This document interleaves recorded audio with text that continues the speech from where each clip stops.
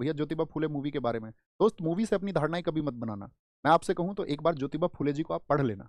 उनके जैसा social reformer इस देश में कोई पैदा नहीं हुआ। यानी कि अगर मैं आपसे पूछूं तो बाबा साहब भीमराव अंबेडकर आप जानते हैं कितने बड़े समाज सुधारक हुए हैं। उन्होंने इस देश में पिछड़े व्यक्तियों के लिए, इस देश में महिलाओं के लिए, इस देश में जो बहुत सारी कुरीतियां हैं, इवन ऐसा नहीं था कि इस किसी एक वर्ग के लिए, संपूर्ण हिंदू समाज के लिए उन्होंने जितनी बेहतरी के लिए प्रयास किए, ऐसे कोई व्यक्ति किन्हीं को गुरु समझते हो? क्योंकि बाबा साहब भीमराव अंबेडकर गुरु समझते थे ज्योतिबा फुले जी को, उनको गुरु मानते थे वो।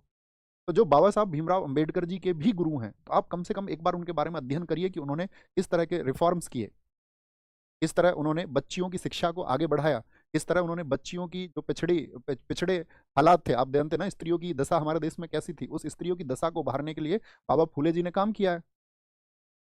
उस पिछड़ेपन को, अस्पृश्यता को अंत करने के लिए उन्होंने काम किया है। क्योंकि व्यक्ति के अंदर एक चिंगारी पैदा होती है ना, उनके अंदर भी चिंगारी पैदा हुई थी जब वो एक शादी में गए थे, परांजपे की शादी में, और वहां पर लोगों ने बोला कि निम्न जाति का व्यक्ति कैसे आ गए यहाँ पर। तो वो उस व्यवस्था को बदलने के लिए अपने पूरे जीवन भर समर्पित रहे।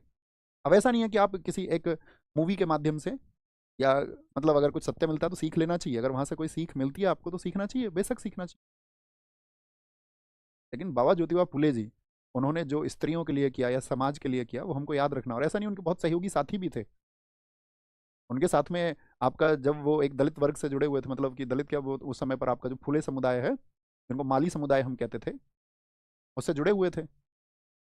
बाद में बहुत सारे, मतलब मैं ये कहूँ तो कोई ऐसी जाति का व्यक्ति शायद बाबा फूले के साथ में नहीं रहा जो उनके साथ में नहीं जुड़े हुए हैं। आप उनकी बायोग्राफी पढ़ें। यहाँ पर तो एक किताब मैं आपसे कह सकता हूँ जो बाबा ज्योतिबा फूले ने इस देश की मानव द्वारा बनाई गई व्यवस्था, देखो बहुत सारी व्यवस्थाएं ऐसी होती हैं जिनको मानव ही बनाते हैं, तो मानव द्वारा बनाई गई व्यवस्था जिसमें जात पात जैसा ढोंग भरा गया, तो उन्होंने जो अपनी प्रसिद्ध पुस्तक लिखी है गुलामगिरी, उसमें सवाल किए गए हैं।